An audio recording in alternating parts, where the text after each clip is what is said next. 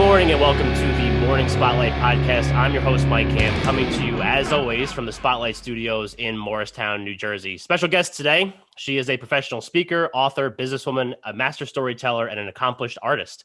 She holds degrees from Harvard and George Washington University. She was also one of the U.S. delegates to the UN Conference on Women in Nairobi. I hope I said that right.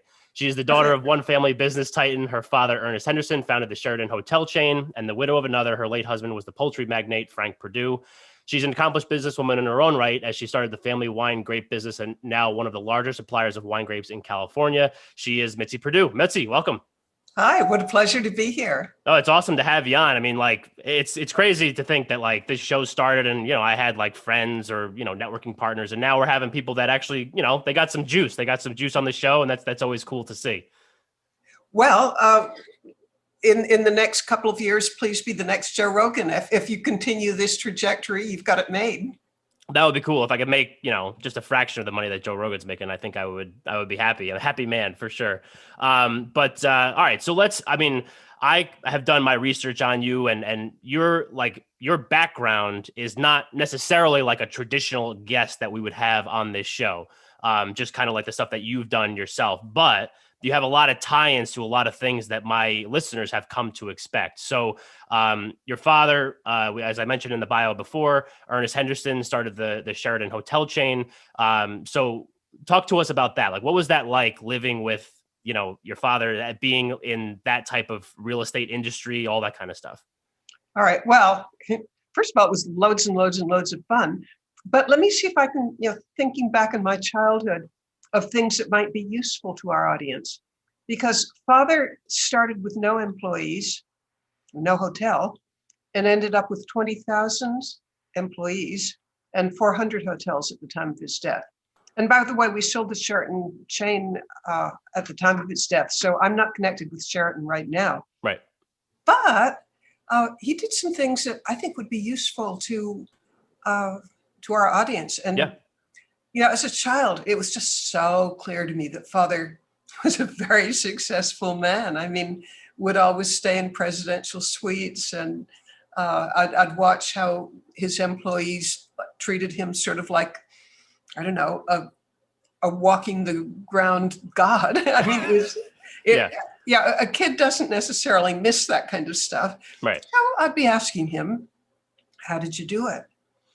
And one of the things that he did, I'm asking him, how did you make Sheraton a great big success? And he said one of the things was that as a negotiator, he wanted to be fair, but he also wanted to be generous. And he said it was his practice when he's in a negotiation, say to buy a new hotel or a chain of hotels, always to be generous, never to be a shark. And I asked him, why? Isn't it a better strategy to get the most that you can out of negotiating? I mean, that's kind of how I thought it worked. That's what I would think, right? His answer was no. And okay, why on earth would it not be the best thing in the world to get everything you can from a negotiation, the lowest price, everything? Yeah. But here was his answer. He said that a huge part of the growth of the Sheraton hotel chain came about because he had a reputation of being a generous negotiator, that he would always leave stuff on the table, that he didn't have to. Right. Now, how can that be an advantage? He said on any individual negotiation, he didn't come out as well as he could. But by having a reputation of being somebody who would absolutely treat you fairly, who wasn't a shark, who was going to leave stuff on the table that would be good for you, that meant that he was almost universally the first choice when a good piece of property came up for sale. Right. And as an example of how this would work, imagine I'm being hypothetical, but imagine you're an 80-year-old widow, maybe 70-year-olds. But this is an imaginary case that reflects reality. Yeah. All right, you are a 70-year-old widow. Your husband built the hotel, ran it, left you with the hotel because now you're widowed. You go to your lawyer and say, I can't run this thing myself. I'm not in good enough health. I don't have these skills and the ability. I want to sell. Mr. Lawyer, sell it for me. well, Mr. Lawyer or Ms. Lawyer is going to look around for where you're going to get the best deal. And that meant over and over again, as my father's told me this, Right. that he would get the first choice of the most prime properties because your lawyer tells you, hey, Henderson's going to treat you fairly. Yeah. Right. Is, Exactly. is that not a cool approach? I mean, Yeah, I think it's great. I mean, because it just like to me, it's just a matter of like because I think the next question that I'm going to ask kind of ties into that. Just kind of like once he actually did buy that hotel, like how he treated the employees, because I was reading that and I find that really interesting. But I think it just kind of shows like the type of person that he is, and I think that like building that reputation, I think is key because it's like the saying, your reputation precedes you. So if you're a guy that's going to come in and just go scorched earth and try to get everything you can, like who's going to want to do business with you? I mean, like that's networking. That's a great lesson to learn from something like that. So I do want to ask about that. Like, so when he would buy these hotels, like one of the things I said that I found interesting was, because usually if somebody buys something like that, they're going to try to cut as much cost as they possibly can. But he kind of went the other way. Right. Absolutely. Absolutely. Yeah. And again, I know this because I'd ask him. And again, I was asking him because I just had an intense curiosity of how you go from almost nothing to 400 hotels, 20,000 employees. Right. And so he told me that the Sheraton hotel chain began at the height of the Great Depression. I think we're talking 1933, 1934, 1935. During that period, or actually for most of the 1930s, nobody wanted to buy hotels because nobody could, keep them afloat. Right. It was just a fast one-way ticket to bankruptcy to own a hotel. And it's kind of obvious why that would be so, because the traveling public wasn't traveling. And it's kind of a little bit like COVID-19. Yeah. Well, Father saw this as just an extraordinary opportunity, not only to buy a hotel, at like 10 cents in the dollar. Yeah. But it was also his chance to kind of express his theories of, I'm not going to say management, maybe human relations or Right. human resources. Yeah. Because he was a huge student of what made people tick. And he told me that anytime that he ever bought a hotel, the first day when he took possession, he would invite all the employees, hundreds and hundreds and hundreds of them, into the ballroom of the hotel. And he told me that he knew ahead of time, before he opened his mouth, these people are trooping in and they're meeting the new owner. And, he told me that he knew that they were just totally demoralized because when somebody takes over any kind of enterprise, they're probably going to move in their own, friends and relations, and they're going to clean house of all the dead wood. And so the people in his audience in the ballroom, when he's just taking over a hotel, they're probably not going to hear a word he says because they're so concerned about, is today the day I get fired? Yeah. Does that mean the bread line? How am I going to put food on the table? Okay, he knew all that. Yeah. And so he's standing up there in front of them, knowing that they're as demoralized and afraid as a group of people can be. This is serious stuff. So the first words out of his mouth always were, I want every one of you to keep your job. And then he went on, he said, I have a reason for wanting you to keep your job. And that is because I know that you know your job better than anybody else in the world. Yeah. And my job in this enterprise is to give you the resources and the encouragement to show the world just how good you are. And he said, you're going to see in a few months, we're all going to work together as a team, and we're going to create the most successful hotel in the city. It will be financially stable. It will be popular. And we're going to be an example to the rest of the city that bad as things are during the Great Depression. Yeah. I don't think he would have used the word the Great Depression, but bad as times are right now, we can turn things around, and you'll see it's going to happen. And, imagine how you must feel if, before you were terrified that you weren't sure you could put food on the table. Yeah. To instead, here's somebody who believes in you, somebody who's encouraging you and going to give you the resources to be the best person you can be. Yeah. And so I asked Father, why did you have that approach? And he said, because people have a compulsion to live up to or down to your expectations.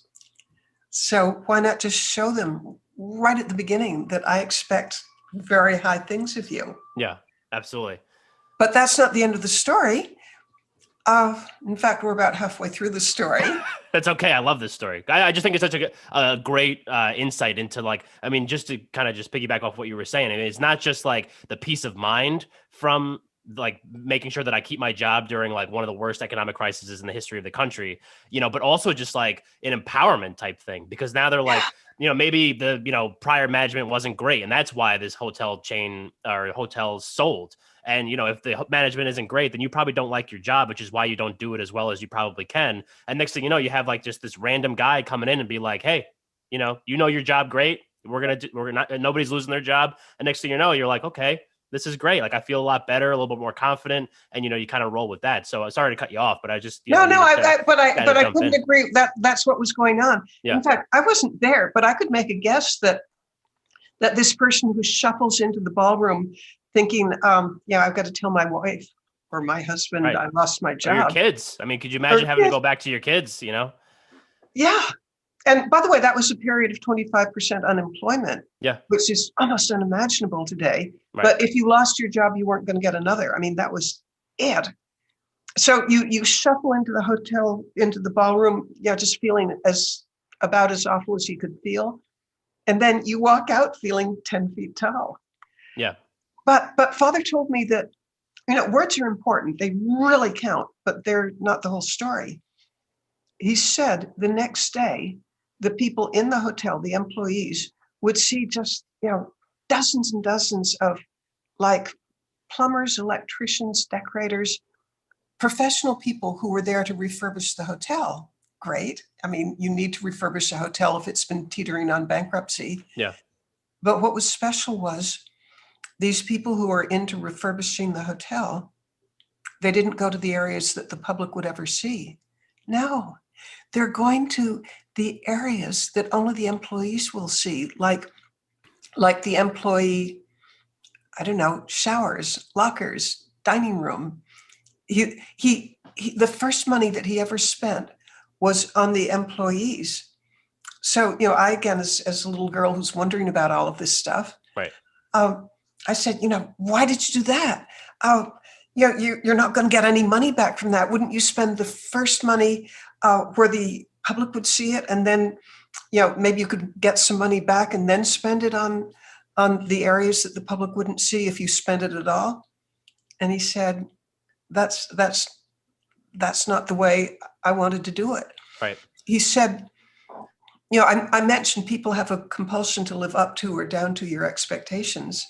Well, what better way to signal to the employees that he's putting them first when he puts the money first, that only they'll see?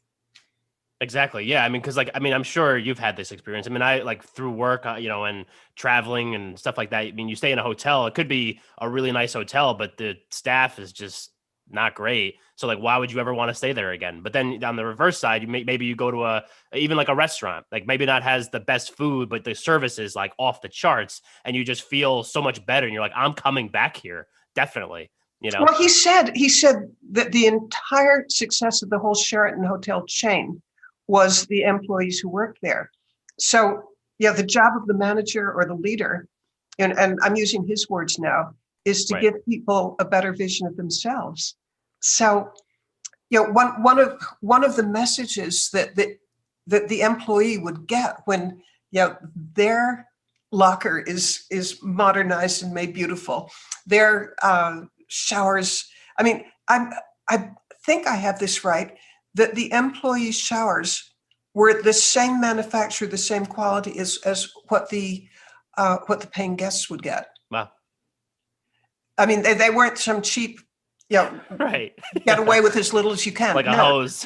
They were quality. Yeah. In fact, there was a decorator, her name was Mary Kennedy, who was with Father pretty much for his whole lifetime in the hotel business.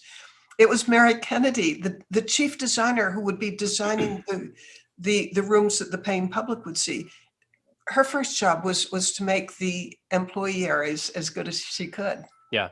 And so you mentioned that. I'm just as like a sidebar. So you mentioned Mary Kennedy and how she was, the decorator and all that. Did he have like a team of people that he would take from hotel to hotel and kind of just like they knew what the vision was and they were kind of behind him 100%, like knew what needed to get done. Because I feel like it's at a certain point, it's probably like almost like a cookie cutter approach in a way, or no?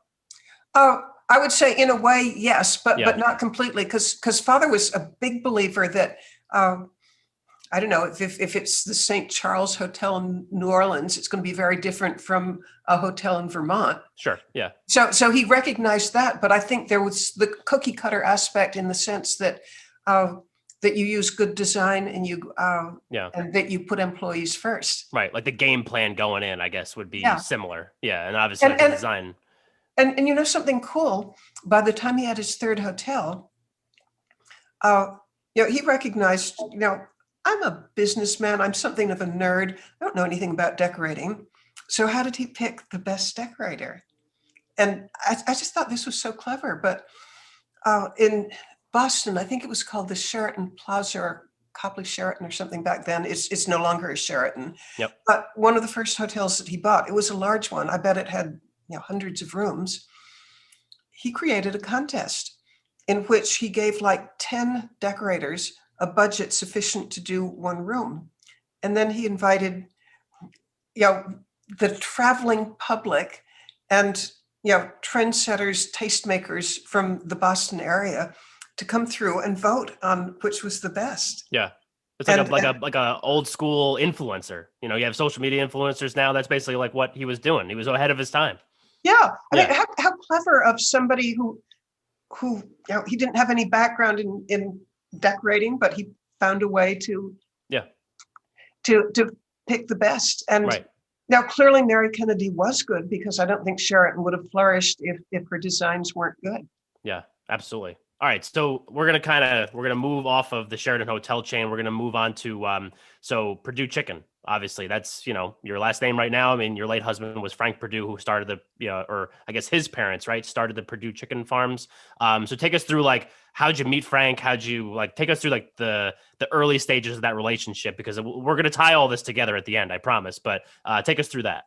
Okay, I was living in California and I was growing rice, and in case you think you didn't hear me right, I meant rice, the stuff that you'd eat with chopsticks. Yeah.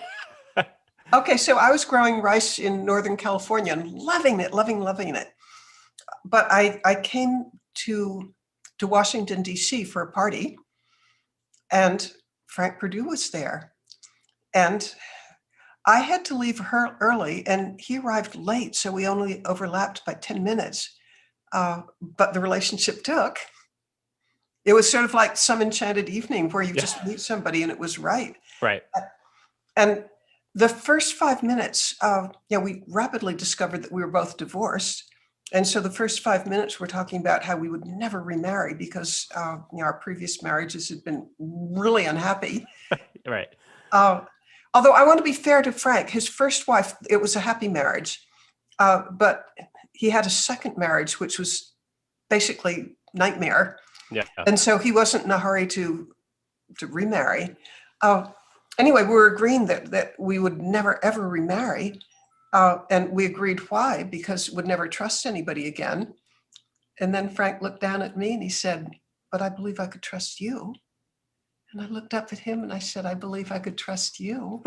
And we decided to marry. And That's great. in the next 5 minutes, we're talking about what our marriage would be like. It would be supportive and not competitive. And it would be, would be there for each other for the good times and the bad. And that's exactly how it turned out. Yeah. So take us through. So now you're married to Frank, and he obviously has this chicken farm, right? So you're a rice farmer. He's a chicken farmer. And I literally just had chicken and rice for dinner last night. Good man. I like you. I knew I liked you. So take us through, you obviously grew up watching your father run a business, and now you're alongside Frank and he's running a business. So take us through what that was like. Did you see similarities there? Did he do things differently or maybe better, or take us through some stuff that you saw with that? Well, it to me, it's an amazing coincidence, but Frank had a huge amount of characteristics that would have applied to my father. Right. The biggest one is people first. I mean, Frank had more people skills he was known as a tough man, and he was tough. But on the other hand, All right, here's the kind of thing that I'd see him do. I had the huge privilege, and I loved it, of often being allowed to accompany him on trips or going through factories. And say if he's going through a chicken plant, the number of people he knew by name was just astonishing. I could make a bet that he knew many thousands of names. And if we're going through a chicken plant, he'd talk with individual people on the line, and he'd know their names, and he'd introduce me to, this is Delcy, Mitzi. Delcy, her son just got into college. Or he'd introduce me to Tommy, and Tommy's had 30 years with no sick days. Then the amount he knew about individuals. And then another thing that just impressed me to the outer limits was it would be, he's the owner. It would be so easy for him to just walk by with his nose in the air. You're just workers. But no, as far as I can tell, he was a complete egalitarian. Everybody was equally important to him, whether it was the president of the United States or a sanitation worker. Right. He was, I think he treated everybody with equal respect. And how much respect it shows when you know the person's name. Yeah. That's such a simple thing. And by the way, I admire that, but I can't do it. I mean, he had a gift that just amazes me. And I sincerely try, and sometimes I get it right. But his attitude, and in my mind, I'm going back to a chicken plant. It was not that I'm better than you. It's that we're on the same team, and I infinitely respect your role. And I kind of hope you respect my role. Right. Yeah, I think that's incredible. And like you said, I mean, it ties together so perfectly, because just that empowerment thing, you know what I mean? So it's just like both of those guys are guys that are at like the top of their game, basically. And then they have such respect for the people that they work with. Yeah. And allow me to boast about something that I had a role in. Absolutely. People often ask, did you help run the company? No, absolutely, completely, totally, no, not even one little bit. Yeah. Boast away. Yeah. Except there was one part that I played a role, which I recommend to anybody who's listening to us. I grew up in the hospitality industry, and so I sort of grew up with the idea that you solve everything by hospitality. Right. So when Frank and I first married, and we had only known each other 6 weeks in person, 6 weeks and 3 days when we married, so it was quite rapid. So here we are married, and we don't know each other that well. And I suddenly announced to him, we just come back from our honeymoon. And I tell him, Franklin, I think we should entertain every single person who works for the company, and we should entertain them in our home for dinner. And he had the kind of reaction that you just had, of sort of chuckling and thinking, what planet did she set down from? Yeah. So his reaction was, that's not practical. And I said, and I think we should have them in groups of 100. And he said, no, that's way too many. And I said, this is August. I bet we could put it together by the end of September. Yeah. No, that's way too soon. And but as we talked about it, it was a totally foreign idea to him. And so his initial reaction was no. But as we kept talking about it, his attitude changed, because it fit in with something that, as far as I can tell, with just his lifetime MO, which was ways of making people feel important. Right. And, after talking about it, I don't know how long, 15 minutes, 20 minutes, he finally said, I like it. It's a good idea. And 6 weeks later, we did start entertaining people 3 times a month, 100 at a time, and would invite them by groups that would know each other. So it could be the accountants, the sanitation workers, the secretaries, the veterinarians, everybody. And until his passing, for most months would have 300 at a time. I misspoke, would have 3 times a month, 100 at a time. Right. So that means, we entertained an awful lot of people, but it suited me absolutely perfectly, because, I like entertaining. Yeah. Question, what do you serve at a dinner like that? Is it chicken? I mean, are people so just done with chicken at that point in the day? They're just like, oh my God, chicken again? Well, first of all, Frank liked chicken better than any other food. And, okay. I cooked for him, and the things that I would get a smile and compliments for were chicken, pasta, and fish. And so that's pretty much, I quickly learned if I wanted to have a happy husband, that's what I served. Okay, at the buffets, and these would be buffet dinners, and Okay. you would talk with every single person there and Right. make them feel important. But I never had them catered. Instead, I had an arrangement with the local chicken plant, the guy who ran the cafeteria. And I kind of think that he absolutely adored me because, not that I'm a nice person, although I'd like to be, but because, he's a chef. And this gave him a chance to try out all sorts of fancy chicken dishes, which wouldn't be right for a cafeteria. Right. So, but one of the coolest things about Frank, at these parties, Frank would stand behind the buffet table and wait on his employees. That's incredible. I just think like all of that is just so cool to me because I'm sure it exists nowadays, but it's just something that seems to not be there in certain cases. My impression is from talking with people that it's totally a rarity. And something else that he would do at these parties, he would invite people to ask him questions of how the company was doing. And then he'd tell them, the most inside information of what was going on. Are we being sued, or did we just get the such and such contract? He'd just, totally lay it out how we were doing. Right. And then at the end, which, to my mind, this is the most important part of all. He'd stand up there, in our living room, looking at 100 people, and he'd say, it would be different words each time, but it would boil down to this. I know that the company wouldn't be what it is today without each of you. Thank you. Yeah. Yeah. Cool? It's incredible. Yeah. No, it's awesome. I think to me, it's so cool because like you said, it doesn't seem to be something that's, that doesn't really happen much anymore. But yeah, you take two guys that are basically like obviously mega successful people, and very similar approaches, obviously different stuff because it's different industries and all that. But that's like putting the emphasis on the employee and like empowering them to do the best job that they possibly can, which eventually just trickles throughout the whole company. And then you should have, all things considered, you should have a very positive staff, a very empowered staff, and they should do a good job. Yeah, I read recently, there's a lot of emphasis on employee engagement, the kind of thing where somebody will go the extra mile, not take unnecessary sick days, or I'm kind of babbling because I'm not sure how exactly I would describe engagement, but here's how I would really describe it: that you're happy to come to work and you believe in the mission. Yeah, I think that's engagement. That's a perfect way to it. Yeah, I agree with that. It's a perfect way to describe it.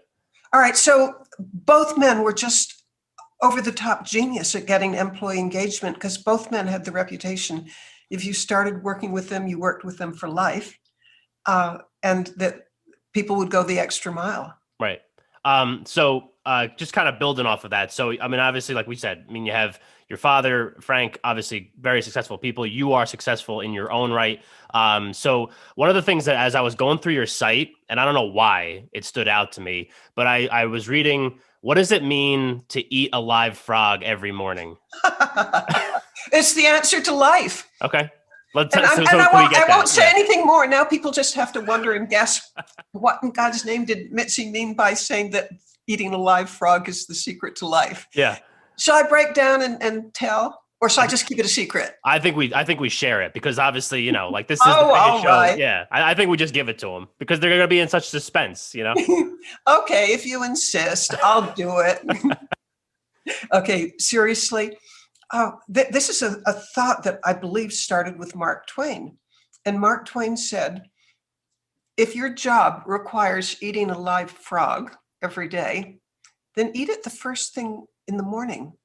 And he said the reason why is because that way it's not hanging over you all day and you got a great feeling of accomplishment. So in my own life, I make a huge effort to whatever's the most difficult thing that's facing me, to do it right off. And you'd be astonished about the number of things that you get done in the course of a year because you didn't just keep putting them off. Right. So I think it's just, I'm with Mark Twain that if you've got to eat a live frog, eat it first thing in the morning. Yeah. It's like the Band-Aid, just rip the Band-Aid right off. Yeah. Yeah. Are there any other tips that you think, obviously, like I said, you have these mega successful people. Are there any other tips that you think that maybe we didn't touch on as we were going through them that are relevant to maybe a young entrepreneur today? Well, yes. And I'm going to talk about home life now because, what good does it do to be an absolute raging success if you're not a good parent or a good spouse? Yep. And both men put just extraordinary effort into child rearing, and I'm not that sure how my father was with my mother because I wasn't observing that, but I can tell you that Frank, I mean, he was just my hero for how sort of sensitive he was to what I needed to flourish. Right. And I'll give you just a total example. Frank Yeah. was known as being, one of the toughest men around.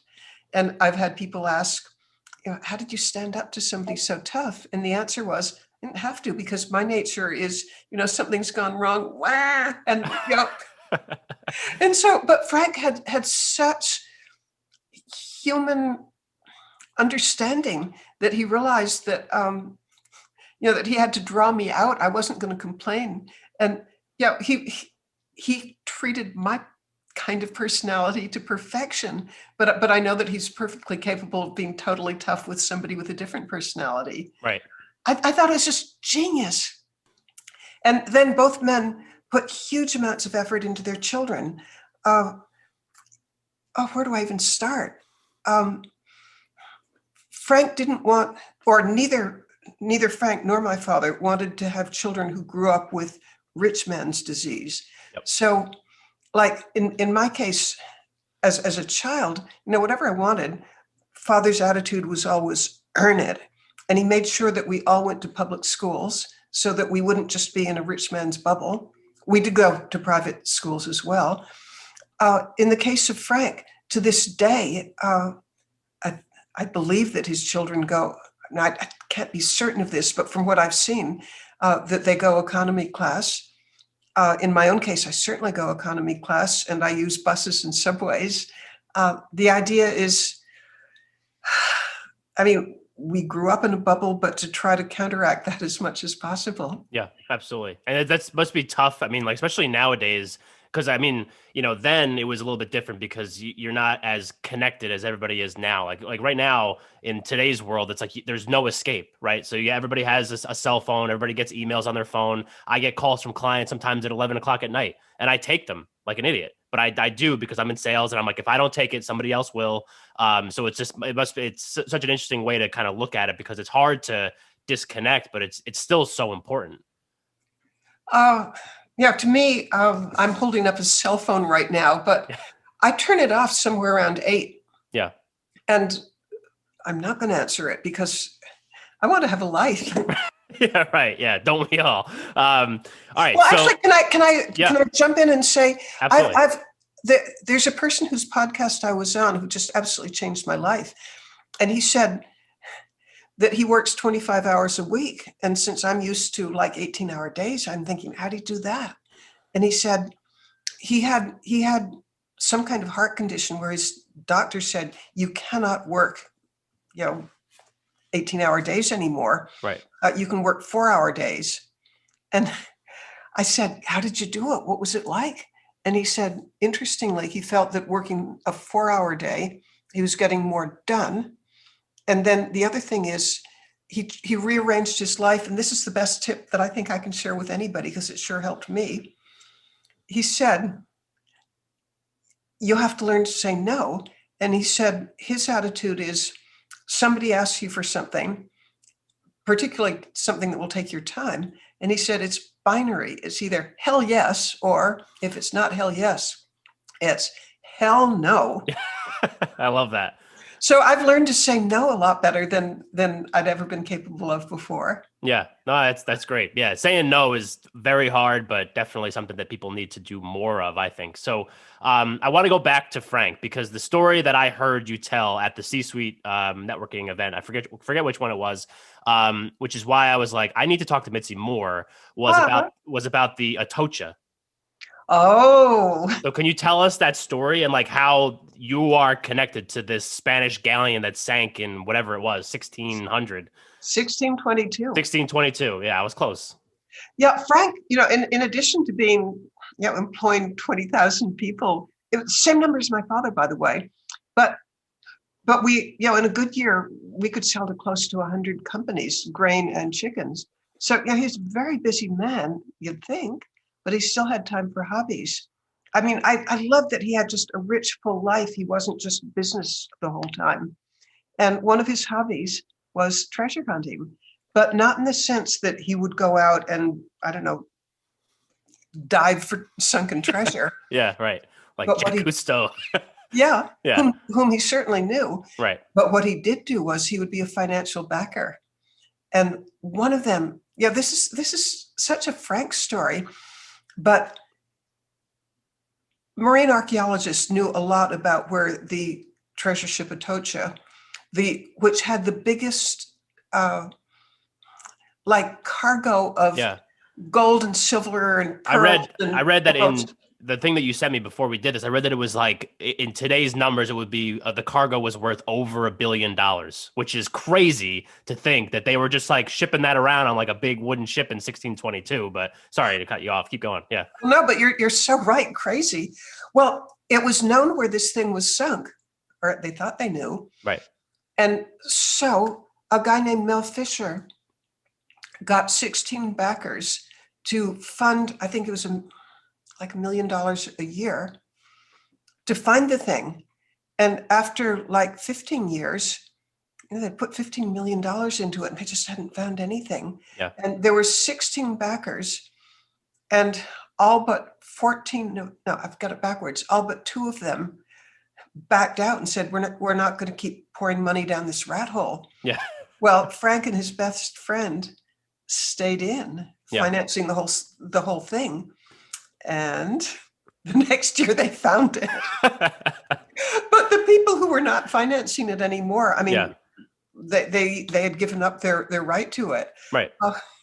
And Frank didn't keep it for himself. He gave a large amount to the Smithsonian, and he gave enough to found an entire museum in Delaware. I think it's called Treasures of the Sea. He kept just a few things, and one of the things that he kept was one of the world's larger perfect emeralds. And that was my engagement ring. That's incredible. But when they got the emerald, right, it was in like a crystal. So the guy had to like cut through it, and there's even a story to that, because Frank, being Frank, researched where you could get the best emerald cutter, because the crystal, I'm holding up my little finger, and it was about the size of my little finger, but there were 2 parts that were perfect, and the rest looked kind of ugly, like an icicle that had melted and refrozen. I mean, it wasn't clear at all. Right. Well, Frank found a person known as the Beethoven of emerald cutters. I think his name was Jerry Green. Yeah. And he asked Green, I want you to cut this. And, that's what Mr. Green does. So, he says yes, but then the day of cutting the emerald, and Mr. Green told me this, he said he hadn't slept a wink the night before, because he realizes, if he makes a mistake, an incredibly historic stone or gem could just shatter. And then on top of that, the thing had been I think it's like in 350 feet of water, which is, immense pressure for 400 years. And they didn't know, Jerry Green didn't know, if you're cutting an emerald and it's been, there are pockets of air inside and you are cutting, it might just shatter. Right. And so he called up, first of all, he told me that he was wearing a white lab coat, and that his armpits had 4-inch stains of sweat because he was so nervous. Yeah. And finally, and this is after not sleeping the night before, and he called up Frank and he said, I don't want to do this. I just can't do this. And Frank told him, pretend it's just like any other emerald. I want to bring out the beauty that comes from from taking away the ugly, cracks and fissures and milky-like look of the thing. Right. And so it all worked out. The emerald is perfect, and people who look at it are just amazed. That is incredible. I mean, just like to think that it was under, like you said, under 350 feet, however much of water for that long. And then, he just nobody knew what that amount of pressure does to the that amount of pressure and time, what it would do to the structure of a crystal. Yeah. Right. And isn't it crazy that I know that they, for 300 or 400 years, whatever it is, that it's been under the sea, basically, and it's just been there, and then all of a sudden, like, now they look for it. That's like the whole story I thought was just so incredible that that could something like that could even exist, because I feel like stuff like that, I mean, they find stuff all the time, and but they finally found it and got all the stuff up.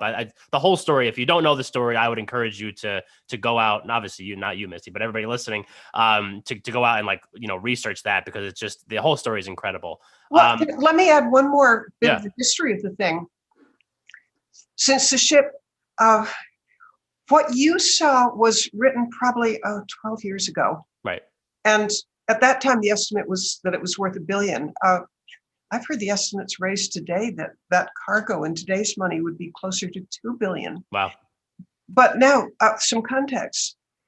During that time, we're talking 1622, Spain was like the world superpower. It had the largest court, the largest, how about influence? Because it was just so darn rich, because all this money was flowing in. Yeah. But when the treasure ship sank, King, I'm not sure which one it was, King Philip IV, perhaps? Yeah. Whoever it was, he couldn't pay his debtors. And so the bankers who were giving him credit, counting on $1 billion or $2 billion infusion into the royal purse, said, we won't loan you any more money. And that began, Spain was the world superpower.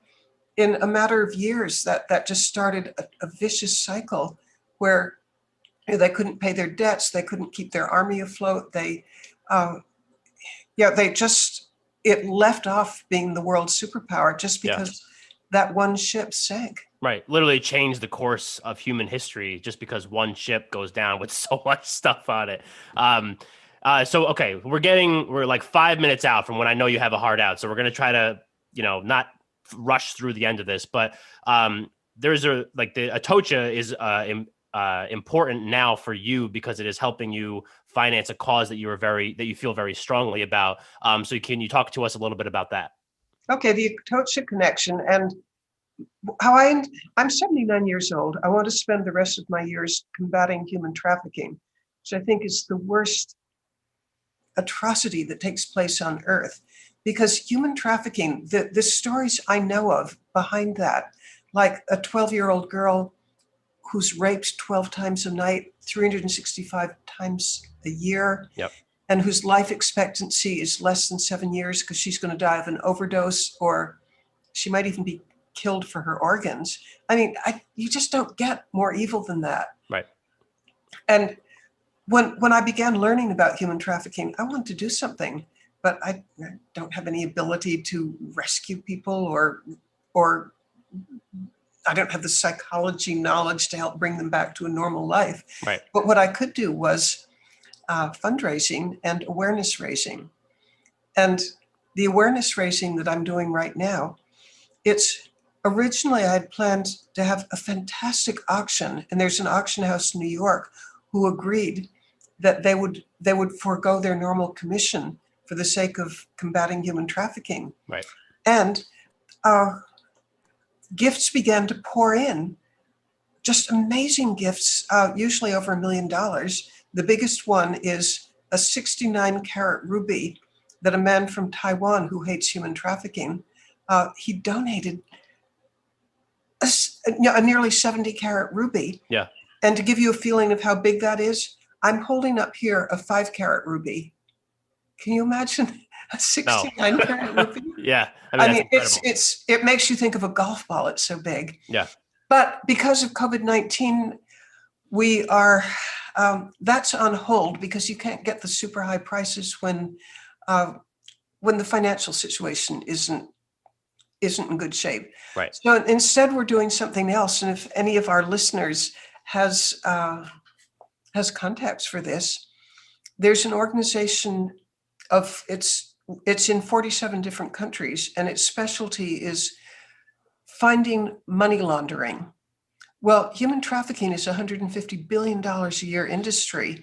And if we could use people with extreme expertise in like the dark web and artificial intelligence, if we could get to the bank accounts of the bad guys and freeze them, we could take away some of the incentive for human trafficking.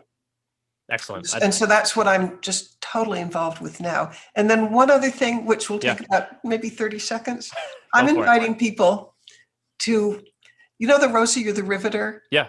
Well, this is Rosie the Liberator. And you're seeing me now wearing a red polka dot bandana. And I'm inviting people, men or women, to strike the Rosie the Liberator pose. And they don't have to have a bandana. That's just a plus. Yeah. But for the purpose of raising awareness against human trafficking,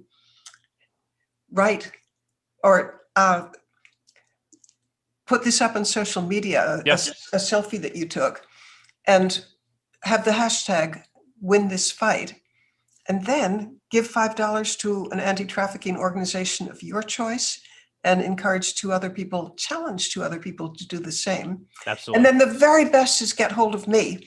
And the way to do that is text WTF. And yeah, I know what that sounds like. And I'm proud of it. Yeah, love it. Well, it's the correct response to human trafficking. Right. So text WTF to 51555.